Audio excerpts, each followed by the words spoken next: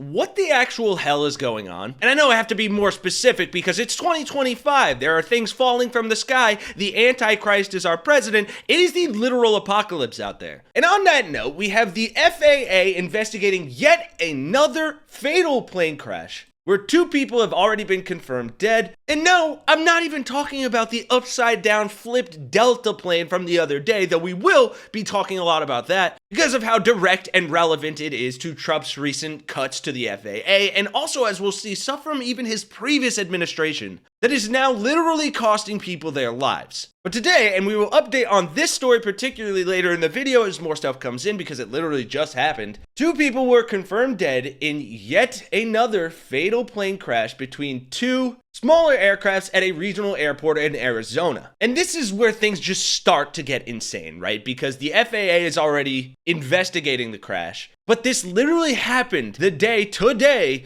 that Transportation Secretary Sean Duffy confirmed to Fox News that 400 workers had been fired from the FAA. That being the Federal Aviation Administration, and those jobs had direct roles in supporting safety inspectors and airport operations. At least according to a union, and I don't know about you, but I'd believe a union over someone Trump appointed. And this has gotten so bad that reportedly one terminated employee told Rolling Stone that Donald Trump is at risk of being known as President Plane Accident because of the number of crashes during his first 3 weeks in office. So today, I thought it was about high time we take a deep dive look at what exactly Trump has done to rain down these disasters on the American people, and if he truly deserves that moniker of President Plane Accident. So let's start with the recent Delta disaster. And as far as the specifics here, right, that flight was operated by Endeavor Air, a subsidiary of Delta, and as it came in for the landing, the weather was reportedly rough, where you had 20 to 30 mile per hour winds with reported gusts of up to 40 miles per hour. And this is apparently the runway was covered with snow, with the temperature dropping to 18 degrees Fahrenheit, or just -2 degrees with the wind chill. With Nelson then explaining to ABC what it was like when the plane touched down. We hit the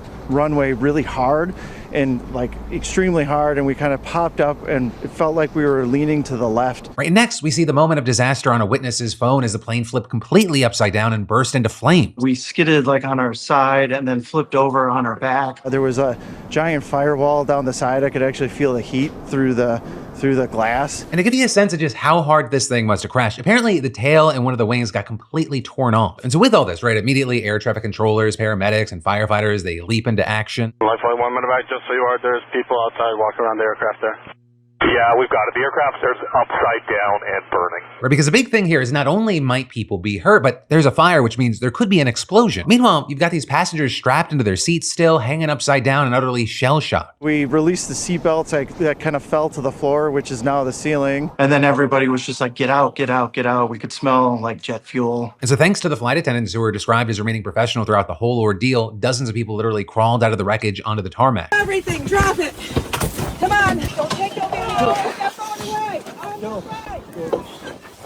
Within the end, all 80 passengers and crew getting out with no reported fatalities. Though notably, at least 18 people suffered injuries, 15 of which were minor and 3 critical, but not life-threatening. Which unfortunately was not the case for today's crash or the one in DC. And before you ask, the plane in this situation was not a Boeing with their notorious safety issues, but in fact a CRJ-900, which has a very solid safety rating according to an aviation data company. And I say that because clearly here, the issues do not seem to be with the planes, right? And I want to ask you here for a quick second, how does this make you feel about air traffic safety? And please let me know in the comments right now, because I promise you this next part about Trump's involvement will solidify your answer in a very specific way. Over the past few days, Donald Trump has been firing thousands of employees across the federal government, with 1, the mass terminations potentially violating the law in some cases, and then 2, beyond that, there are massive implications for everything from aviation safety to public health to the handling of the country's nuclear weapons. And with that, since it's been a big topic lately, let's start with the first one.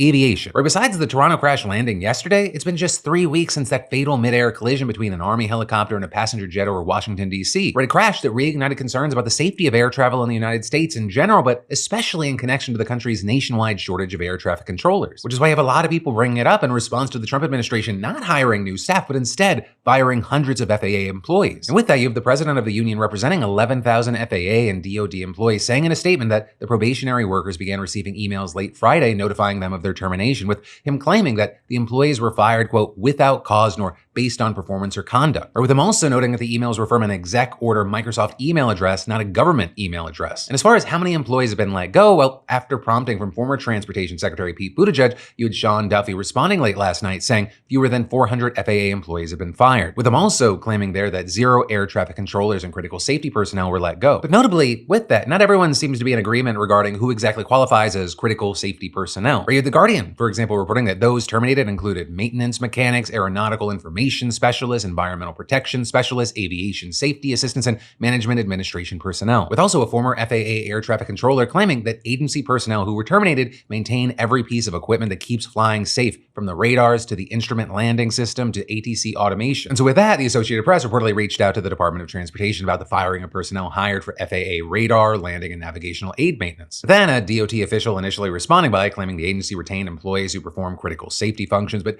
then they backtracked by saying that they would actually have to look into whether these workers were considered to handle critical safety functions. And in classic Trumpian fashion, Duffy was lying through his teeth and putting the blame on Pete Buttigieg, saying that they failed to address the air traffic controller shortage and upgrade our outdated World War II era air traffic control system, despite firing 400 employees, but conveniently leaving out the fact that Trump was in the administration right before. Duffy claiming in less than 4 weeks, we have already begun the process and are engaging the smartest minds in the entire world. And with that, I'll say, one, it's generally true that the Biden administration was unable to remedy the shortage or modernize the country's outdated air traffic control system. But two, notably, of course, neither did the previous Trump administration. But these are issues that go back at least a decade, if not more, and it's also not exactly clear how the current Trump administration plans to deal with it either. But what we know so far has raised questions, and that's because whatever the plan is, it seems like the world's richest man will have a lot to say in the matter. Because earlier this month, you had Duffy saying that Elon Musk's Doge team would plug in to help upgrade our aviation system. And then, just this weekend, you had him saying that employees from Elon Musk's company SpaceX,